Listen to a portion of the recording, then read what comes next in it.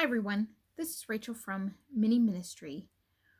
Wanted to just jump on and share a few thoughts I have in regards to some of the things going on in our country over the past week, and just to hit a few points that I think we all need to be made aware of. So, we are now having a different kind of issue in our country. We are now faced with a different kind of problem.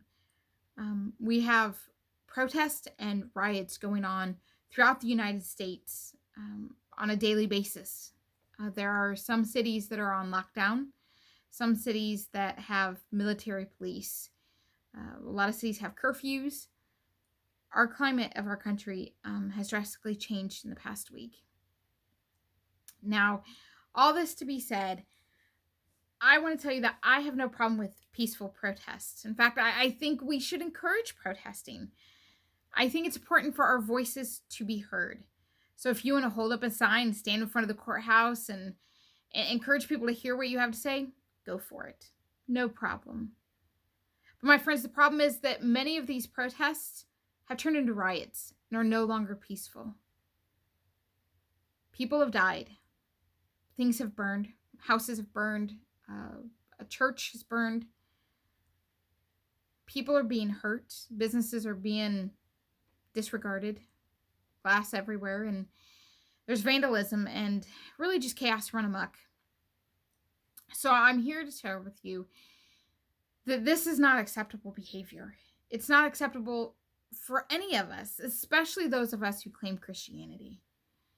Just because one injustice is done, that does not give you any vindication and any justification to go commit further crimes.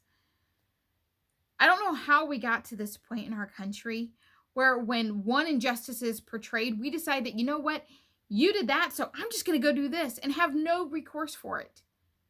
Those of you who are looting, those of you who are burning places down, those of you who are shooting guns in the air and doing all these things, I hope you are held accountable to the fullest extent of the law, because you're not above the law. Don't get me wrong, what happened to George Floyd and what has happened to others is sad and it's wrong. Yes, police brutality really exists. You would be blind not to be aware of that. But not every cop is going to do the same thing. Not every cop would have done what that cop did to George Floyd. But in the same token, not every black man is a bad black man. Not every white man is a racist. We can go on and on with how people are in this world, but we have made all these little segregational moments within our own country. When it comes down to it, there's something we all should be chanting. It's not Black Lives Matter and White Lives Matter and all these things. We shouldn't all be in separate camps. We should be in one camp. All lives matter. Because all people are made in the image of God. I don't want to separate all of us. We don't need more separation. We need unification. We need to come together. It really saddens me what's going on in our country. I can't tell you how many times I've been in angst and in prayer and in tears, frankly, over what I have witnessed go on. Watching the video of George Floyd's death was horrible, and it was very hard. But it's a reminder that people are all fallen. Whether you're a police officer or a person on the street, we all are sinful and we're all fallen. And I think that even though police are in a place of authority, we somehow have made them so important that when something like this happens, we're like, they used all this aggression, all these things. You're capable of the exact same things. Do not think you're not. Because we're fallen, we're all capable of all these sinful things. Not all of us just act upon it. To the family of George Floyd, I'm sorry. I'm sorry he was taken unexpectedly from you. To the police officers, I am praying for you, including those who were caught with, in the video with George Floyd. I am praying for your families, and I'm praying for you. Because you too were caught in the crosshairs of this somewhat of a civil unrest. And you too need protection. For our country, as we try to decide where to go from here. we sit here and we think that protests and rallies and even riots could be the answer, but let me tell you, that's not going to change. You know what needs to change? We do. We need to change. And that's not just one sect of person or the other. Every single person of us needs to change. We need to be aware of this. We need to start looking at people as just that, people. It's not about the color of your skin. It's really, we're all just one. We're all the human race. I love something about reading the Bible. And I was thinking about this day as I was driving home on my way back from voting this afternoon, that in so many parts of the Bible, and really a good portion of it, rarely are we ever told about the color of somebody's skin. Every once in a while it's mentioned, but for the most part, the only things we hear about are maybe the color of their hair, sometimes their eyes, or the way they look, and sometimes their skin is mentioned. But for a lot of parts of the Bible, nothing's ever mentioned about the skin. Now, you could say that, well, a lot of these happen in the same parts, which is true. You know, there's a certain kind of people, right? We know what they look like in the Middle East, and that's what predominantly everybody looked like.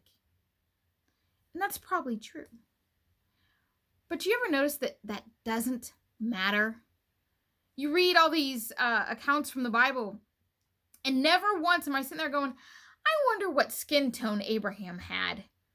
Does that affect what he did and who he was? It doesn't.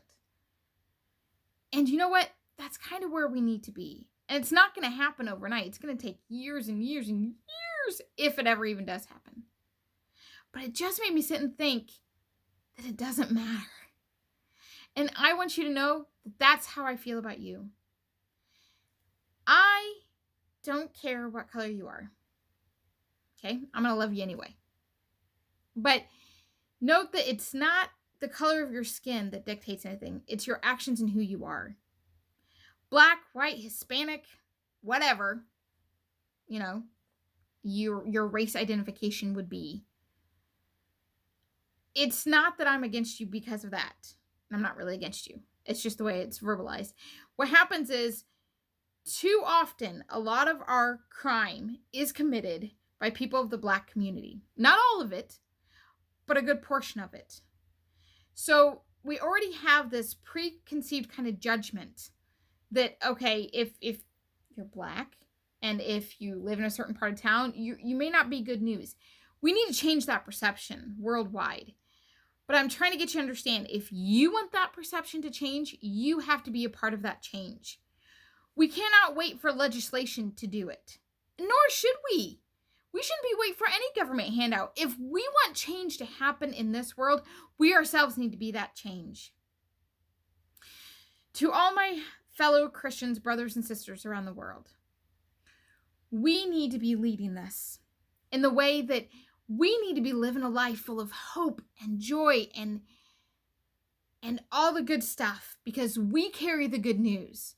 We need to be preaching the good news and the hope of Jesus Christ always.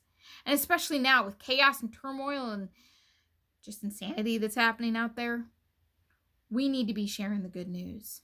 Because that's what we need right now, is good news. We haven't had a lot of it lately, to be honest with you. I realize that there is a lot of unrest generally in our country. Yes, there's bad cops. There's also bad civilians. Okay? I've heard about white men killing people. I've heard about Black men killing people. I've heard about Japanese people, killing others. It's going to happen because we live in a fallen, sinful world. But what does not have to happen is our silence and our constant judgments of them. We need to change the world, and it starts with us. But true change will not come from just us as a people. True change comes from being changed by the person of Jesus Christ. We could be good people all we want, but let me tell you, that's why there's air quotes around that. None of us are really good. We are all fallen and sinful. Okay? We have all fallen short of the glory of God, as Romans tells us.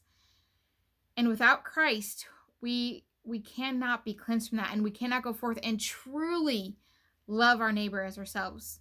You just can't without Jesus. Jesus truly loved his neighbor as himself. He loved every person he came into contact with. And even the Pharisees who scorned at him and scoffed at him and hated him, even though he spoke the truth, he spoke it in love. He was harsh, but he spoke what needed to be said. My friends, we need to be the change. We need to be a people of prayer, first and foremost, on our knees before God on a daily basis, praying for our country, praying for all the police officers right now who are in an unprecedented position, praying for every sect and every community, white, black, and different. We need to be praying for people as a whole. And we need to be praying for our government, for what comes out of this, for the government decisions that arise from this, both at the federal and at our state levels. Then, my friends, we need to be living a life that exemplifies Christ. We need to be walking in truth and love and sharing it. Because otherwise, how will they know? How will they see any difference? And how would anybody want to follow that unless they see it? So, my friends, today, while we incur more protests, potentially more riots, more chaos in certain cities, let's stand firm and hold fast to the peace that is found in Jesus Christ. And let's be the peaceful people, the peacemakers, instead of the troublemakers. And let's love our neighbor as ourselves, our white neighbor, our black neighbor, our Muslim neighbor. And let's live the life that Jesus has called us to live every day. Have a blessed day. Until next time.